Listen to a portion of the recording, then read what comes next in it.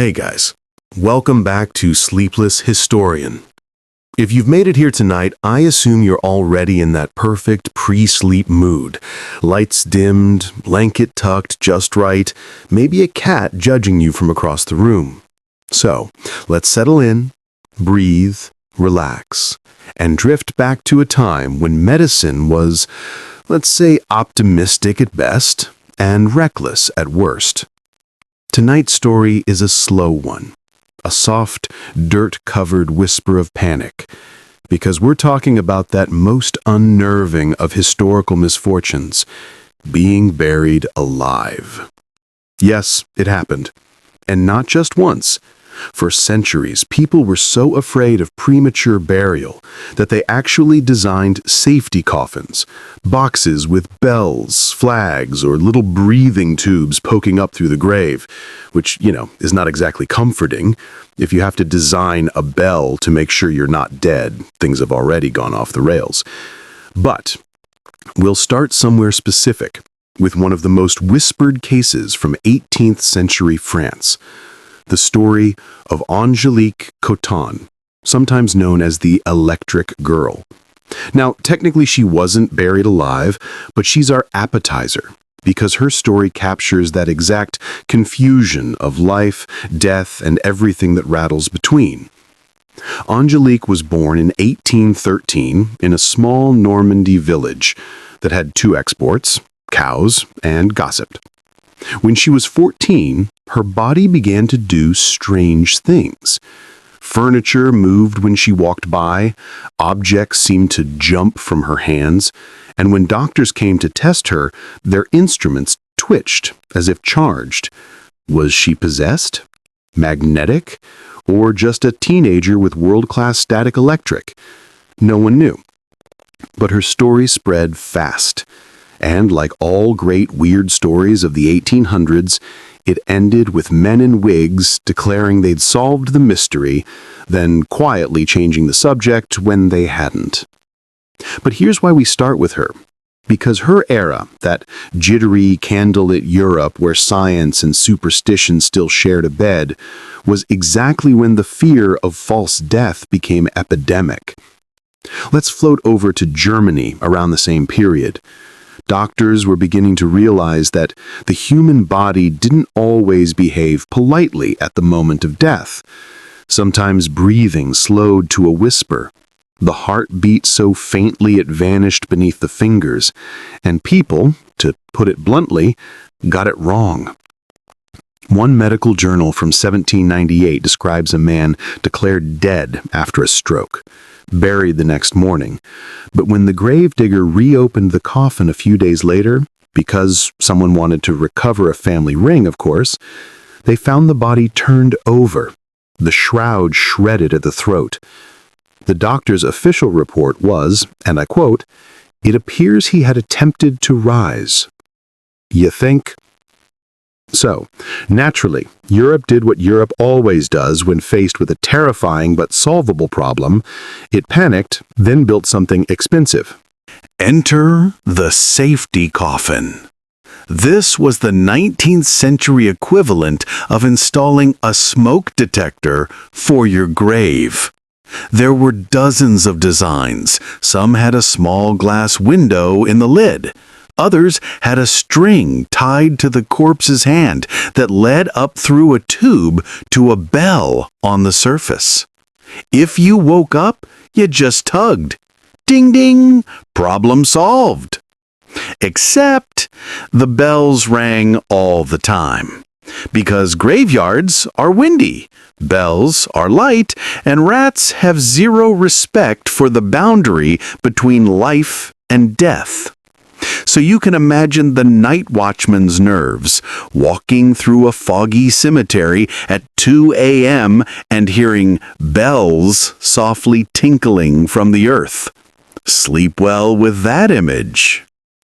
Now, let's move to a story that's half recorded, half legend. Margaret Dixon, Scotland, 1724. She was a fish seller, married, poor, and a little too friendly with a sailor. When she became pregnant, she hid the baby, a scandal in that time. And when the child was found dead, she was accused of murder. She was hanged in public, declared dead, and her body was carted off for burial. Except, on the way, the driver stopped at an inn, because of course he did. And while he was inside getting a drink, Margaret decided to wake up. The story goes that when they heard movement in the sack, everyone screamed. But the law, being the law, realized she'd technically served her sentence. She'd been executed. The death part was just unsuccessful. So they let her live.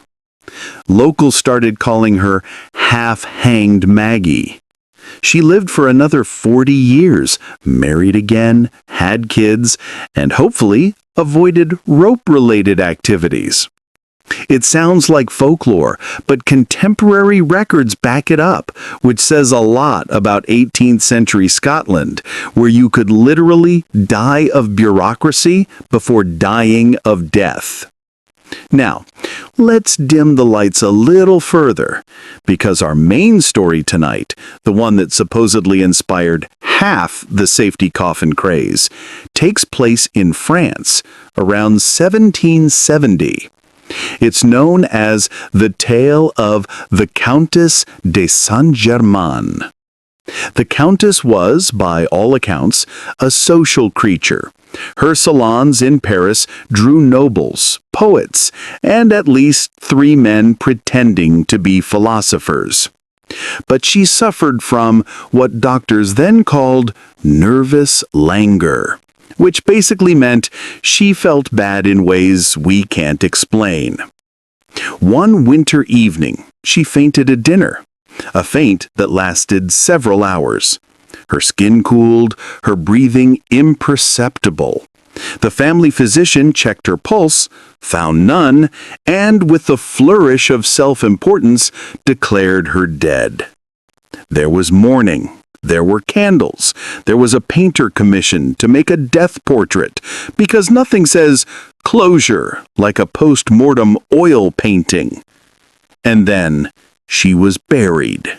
Except, a day later, one of the servants swore he heard noises in the family vault. Scraping, maybe a sigh. The priest told him it was the devil testing his faith. The groundskeeper told him it was rats. The next morning, the noises stopped. When the vault was opened a week later, because apparently everyone remembered the jewelry, the coffin lid was cracked from within. Her fingers were bloodied, her face frozen mid-scream. That detail, by the way, gets repeated so many times across 19th century pamphlets that it's hard to know if it's true or just a very French invention. But it worked. The fear spread.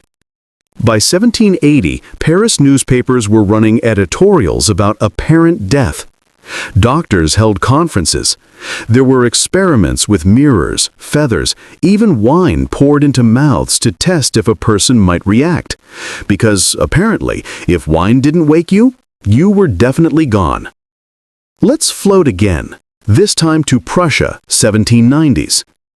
King Frederick William I, who had the personality of an angry bhoot, ordered that any soldier who died too early be kept above ground for 3 days before burial, because, as he said, the dead can wait, the living may still pay their debts. And if you think that sounds harsh, remember, this is the same man who kept a regiment of unusually tall soldiers just to admire them. So yes, the policy was weird, but in its own grim way, practical. Soon the custom spread. 3 days became 5 in some regions, and morgues began popping up in German cities, literal waiting houses where bodies were laid out until certain signs of decay proved they weren't coming back. Inside, attendants watched over rows of pale figures, each with a string tied to a bell above the bed. The job title was Leichenwächter, or corpse watcher, arguably the worst night shift in history. By the early 1800s, it had become a full-blown cultural obsession. Poets wrote about it, philosophers mused about the line between life and death. Even medical schools published long papers trying to define the exact moment a soul departed. And here's the thing, they weren't completely wrong to worry. Cases of deep coma, catalepsy, and certain poisonings could make a living person seem perfectly dead. Without modern instruments, it was basically guesswork with candles and fingers. One case in 1822 described a man revived at his own funeral when the undertaker pricked his foot with a needle just to be sure. The man sat up, terrified, shouted, and then promptly fainted again. The guests screamed, the priest fainted, and the undertaker presumably added foot checking to his permanent to-do list. Let's pause for a moment, because I know this all sounds like something from a Victorian horror novel, which in fairness, it did inspire. Writers like Edgar Allan Poe didn't invent these stories, they just collected them, polished them, and added some fainting heroines for good measure. Poe's story, The Premature Burial, 1844, was so believable because readers already knew the rumors. Bells ringing in the graveyard, coffins open to reveal twisted bodies, the collective anxiety of dying in an age when medicine still operated on vibes. He even joked that he'd almost buried himself alive through reading about the subject too intently, which honestly feels like the 19th century version of doom scrolling. So by the middle of that century, the world had invented its solution, or at least its placebo. The safety coffin boom was in full swing. Designs ranged from charmingly clever to utterly deranged. One model by Count Michael de Karnitsky, say that 3 times fast, included an air pipe, a ladder, a feeding tube, and an alarm system that shot a flag skyward when activated. It was basically the Tesla of coffins. Another design from the US came with a small glass tube leading up to the surface. At the top was a mirror. If the mirror fogged from breathing, congratulations, you were alive. If not, well, at least it was decorative. And while many of these inventions were probably never used, they do tell us something. For a society so obsessed with ceremony, the idea of a mistake in death, of the ritual going wrong, was intolerable. The funeral was the one performance you couldn't mess up. We'll pause our descent there for tonight's first stretch.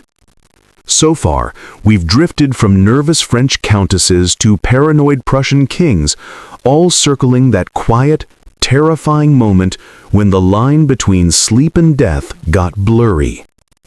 In Part 2, we'll linger inside one particular case, a documented incident in the 1850s that unfolded step by soft, awful step. A coffin, a bell, and the kind of mistake that made the entire town refuse to bury anyone for weeks afterwards. But for now, close your eyes. The bells aren't ringing, the ground is still, and hopefully so is your heart rate. Good night.